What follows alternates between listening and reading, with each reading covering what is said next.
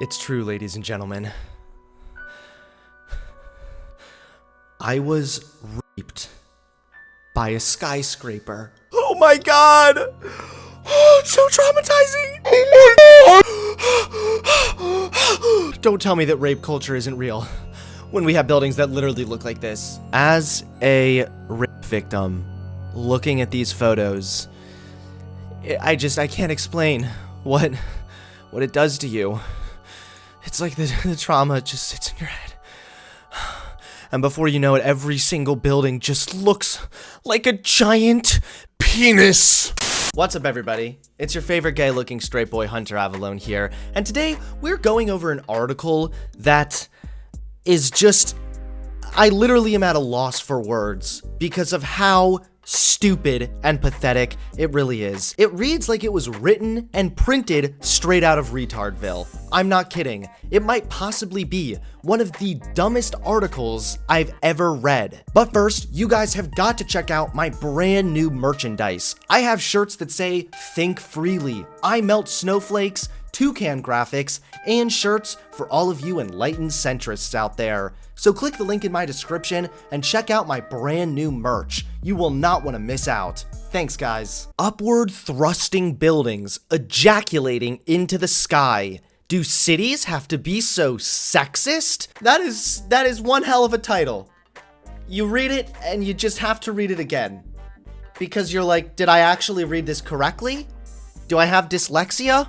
What the f is this saying? Upward thrusting buildings ejaculating into the sky. I don't know what city this woman is referring to, but holy shit, could you imagine you're walking through there and then all of a sudden it starts raining? Do cities have to be so sexist? By Leslie Kern. I feel like pop feminists, they just continue to outdo themselves in stupidity. Of course, an article like this was posted in The Guardian because only The Guardian would accept absolute garbage like this. This is the attached photo, which I guess is supposed to be a picture of upward thrusting buildings ejaculating.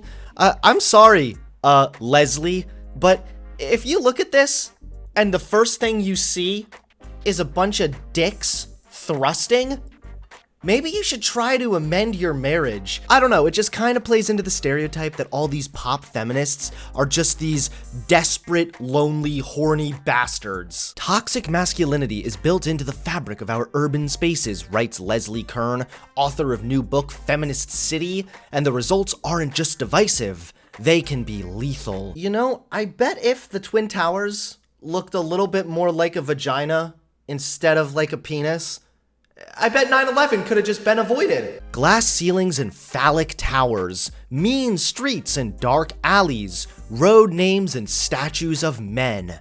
From the physical to the metaphorical, the city is filled with reminders of masculine power. And yet, we rarely talk of the urban landscape as an active participant in gender inequality. My guess is the reason they don't talk a lot about this is because it's not an active participant in gender inequality. What do you think? Some guy's walking down the street and he's this perfectly accepting man and he looks up, he sees a building that looks like a penis and he just starts beating the shit out of the nearest bitch? A building, no matter how phallic, again, can we stop referring to buildings as phallic? Can we just refer to them as tall? Actually misogynist, is it? Surely a skyscraper isn't responsible for sexual harassment, the wage gap, or even the glass ceiling, whether it has a literal one up top or not. Yeah, I'm gonna say no, that the skyscrapers aren't responsible for sexual harassment, the wage gap, or the glass ceiling. I can tell you what is responsible for the wage gap, however. It really comes down to women's choices. I agree that something should be said about the fact that women are choosing lower paying jobs usually, and why that is. Usually it has something to do with women being conditioned by society not to pursue certain fields, so I agree there's a conversation to be had there, but no, I don't think the skyscraper is responsible for this. That said, our built environments can still reflect patterns of gender-based discrimination. To imagine the city and its structures as neutral places where complicated human social relations are staged is to ignore the simple fact that people built these cities. As the feminist geographer Jane Dark has said, our cities are patriarchy written in stone, brick, glass, and concrete. In other words, cities reflect the norms of the societies that built them, and sexism is a deep-rooted norm. How do you have to jump through so many mental hoops to get to this conclusion? Everybody knows it's about the people living in the cities. People aren't sexist because of the city.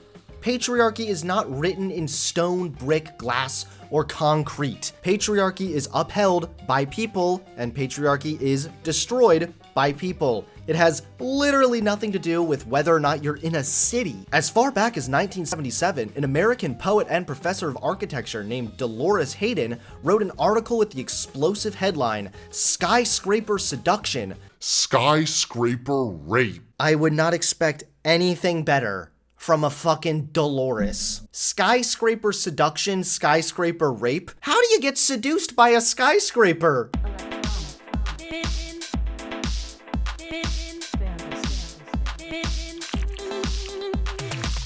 I mean, I can kind of get it. Like, I've certainly felt very drawn towards skyscrapers to go to the top and then jump off.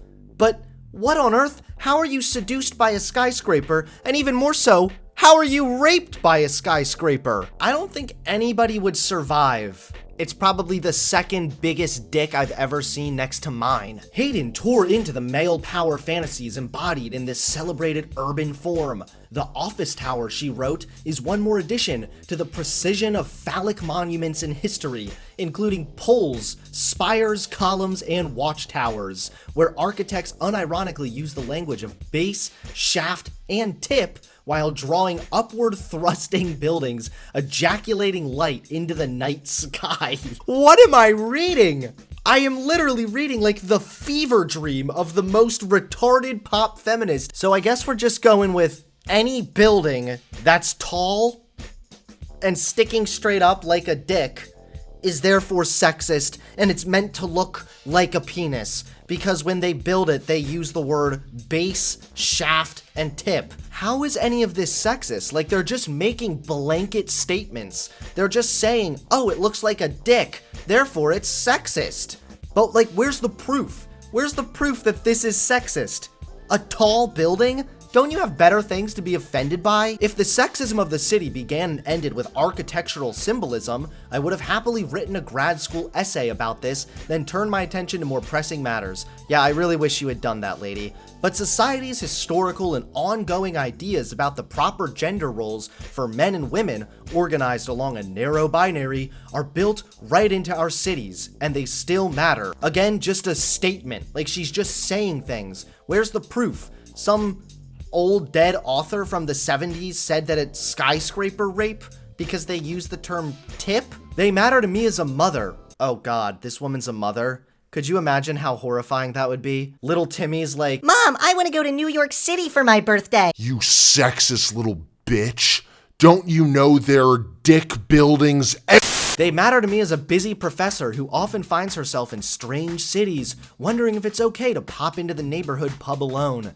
Ask any woman who's tried to bring a pram onto a bus. What the fuck is a pram? It's like a baby carriage, a baby stroller. Why are we using this prissy British language? All right, it's a baby carriage. Try to breastfeed in the park or go for a jog at night. She intuitively understands the message the city sends her. This place is not for you. Okay, so wow, so much dumb shit to unpack here. Let's go through this one by one, okay? Ask any woman who's tried to bring a pram onto a bus. So I guess because their baby carriage doesn't fit on a bus, that means there's some kind of sexism. I guess then there's also discrimination towards tourists or anybody with like a large suitcase, right? Anything else you have to carry along that doesn't fit into a bus, does that also fall into the category of discrimination, or is it only when it happens to women? Even more so, can't a guy also push a baby stroller onto a bus? Why are you reducing this to being a woman-only thing, you sexist pig? If anything, it sounds like the city is saying the place is not for you to the baby breastfeeding in the park. I can agree that anybody who sexualizes a woman breastfeeding or gets offended by a woman breastfeeding is probably an idiot virgin. Like, it's completely natural and there's really nothing offensive about it. But if I could also add, how is being shamed for breastfeeding in public exclusive to cities? That could happen literally anywhere. Or go for a jog at night. Now, I can agree that sometimes women have to be pretty careful if they're going out for a jog alone at night. Again, that has nothing to do with the architecture of the city. It has everything to do with the people in the city. And even more so, this isn't exclusive to women. Cities, generally speaking, have more violent crime. So to list off these as some kind of subliminal message that the city is not for women is probably the biggest leap I've ever seen. Despite its hostilities, it remains our best hope for radical change. This is the paradox that drove me to write a book rather than a grad school essay. Oh goody, guys. We can get an entire book about this. That sounds fun. Boy, the liberal arts students are in for a treat. Feminist City, claiming space in a man-made world, takes on fear, motherhood, friendship, and activism, as well as the joys and perils of being alone. This whole article is built on the presupposition that architecture propagates sexism. It doesn't make any sense because if we're talking about statistics, most of the time, cities tend to be far more progressive and liberal. Well, there you guys have it. Cities are sexist because buildings are tall and that somehow looks like a penis.